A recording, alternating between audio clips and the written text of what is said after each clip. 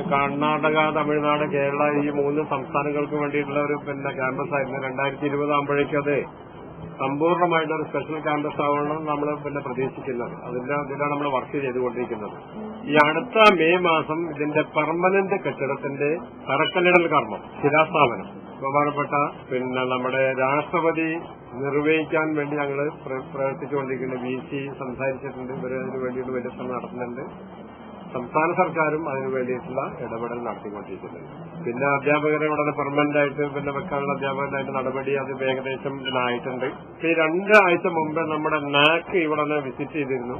അവര് വളരെ സംതൃപ്തി രേഖപ്പെടുത്തിയ നമ്പർ A ഗ്രേഡാണ് നമ്മുടെ ഇതിന് അവർ കൊടുത്തിട്ടുള്ളത്.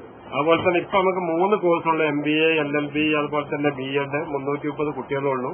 വിവിധ കോഴ്സുകൾ തുടങ്ങാനുള്ള പദ്ധതികളും നമുക്കുണ്ട്. നമ്മൾ ആ പെർമനന്റ് കെട്ടിടമൊക്കെ ആവുന്നതോടുകൂടി കുറെ കാര്യങ്ങൾ ചെയ്യും. പക്ഷേ നമ്മൾ അലട്ടുന്ന ഏറ്റവും വലിയ പ്രശ്നം, നമ്മൾ കഴിഞ്ഞ പ്രാവശ്യമൊക്കെ VC ഇവിടെ വന്നപ്പോഴും അതിനൊക്കെ വലിയ സംസ്ഥാന സർക്കാർ അവരോട് VCയോട് ഇവിടെ സ്കൂൾ തുടങ്ങണം, എന്നാൽ മാത്രമേ നമ്മുടെ ലോക്കൽ സ്റ്റുഡൻസിന് പാർട്ടിസിപ്പേഷൻ ഉണ്ടാവുള്ളൂ. അറൌണ്ട് 50% ഓഫ് നമ്മുടെ സ്കൂൾ തുടങ്ങുകയാണെങ്കിൽ ഇവിടെ പല കോഴ്സുകൾക്കും ആ സ്കൂളിൽ നിന്ന് പഠിക്കുന്ന കുട്ടികൾക്ക് കൊടുക്കണമെന്നുണ്ട്.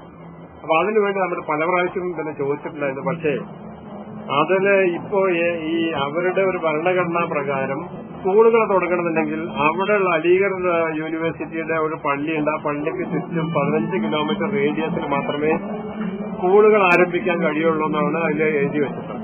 അപ്പൊ അത് മാറ്റാനൊരു ശ്രമം നടത്തിയത് പക്ഷേ UPA സർക്കാരിന്റെ കാലത്ത് തന്നെ.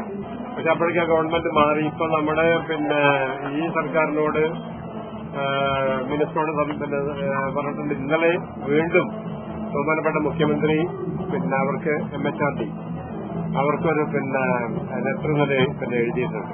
അത് കിട്ടുമെന്നാണ് പ്രതീക്ഷിക്കുന്നത്. അതോടുകൂടി നമുക്ക് സ്കൂളുകളോട് ആരംഭിക്കുകയാണെങ്കിൽ മാത്രമേ മലയാളികളായ അല്ലെങ്കിൽ പ്രത്യേകിച്ച് പെരുന്തമണ്ണ ചുറ്റുഭാഗത്തുള്ള പ്രദേശത്തുള്ള കുട്ടികൾക്ക് നമുക്കതുകൊണ്ട് കുറേയധികം ഗുണങ്ങൾ ഉണ്ടാകും.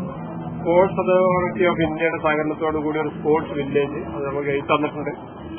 അതുപോലെ തന്നെ ബ്ലോക്ക് പഞ്ചായത്തിന്റെ സഹകരണത്തോടുകൂടി ഒരു മിനി സ്പോർട്സ് കോംപ്ലക്സ്, പിന്നെ വീഡിയോ കോൺഫറൻസിംഗുള്ള സൗകര്യം, വയനാട്ടിലെ സോളാർ പദ്ധതി, ബയോഗ്യാസ് പ്ലാന്റ്, നമ്മുടെ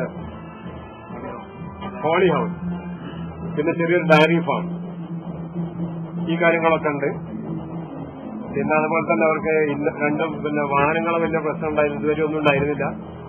2 വാഹനങ്ങൾ, 2 ബസ്, പിക്കപ്പ്, അതുപോലെ തന്നെ ആംബുലൻസ്, ഇതൊക്കെ ഇപ്പൊ അവർക്ക് അനുവദിച്ചിട്ടുണ്ട്. അതൊക്കെ ഇപ്പൊ അവർക്ക് വാങ്ങാൻ പറ്റും.